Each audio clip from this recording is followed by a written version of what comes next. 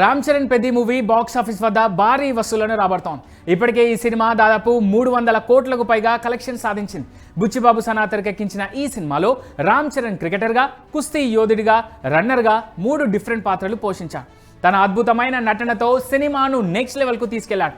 ఈ సినిమాలో చరణ్తో పాటు రిమైనింగ్ స్టార్ క్యాస్ట్ కూడా తమ బెస్ట్ పర్ఫార్మెన్స్ ఇచ్చారు. అందులో బాలీవుడ్ యాక్టర్ దివ్యేందు శర్మ రామ్ బుజ్జి అనే నెగిటివ్ షేడ్స్లో నటించి తన ప్రతిభ చూపించాడు.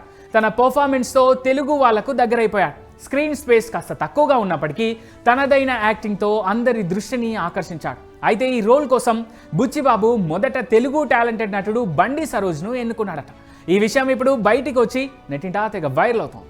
పెద్ది సినిమాలో రామ్ బుజ్జి పాత్రకు దివ్యేందు ఫస్ట్ చాయిస్ కాదట. డైరెక్టర్ బుచ్చిబాబు ఈ పాత్ర కోసం పబ్లిక్ స్టార్ బండి సరోజ్ కుమార్ని అనుకున్నారట.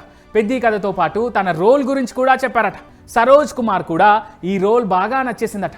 అయితే అప్పటికి తన చేతిలో చాలా సినిమాలు ఉండడం, పైగా సహాయక పాత్ర కావడంతో పెద్ది సినిమా చేయలేనని సున్నితంగా తిరస్కరించాడట. ఈ విషయాన్ని స్వయంగా బండి సరోజ్ కుమారే ఓ ఇంటర్వ్యూలో బయట పెట్టారు. పెద్ది సినిమాను రిజెక్ట్ చేసినా కూడా అదేమీ తన మనసులో పెట్టుకోకుండా తన పరాక్రమం ఈవెంట్కు బుచ్చిబాబు హాజరయ్యాడని సరోజ్ చెప్పుకొచ్చారు.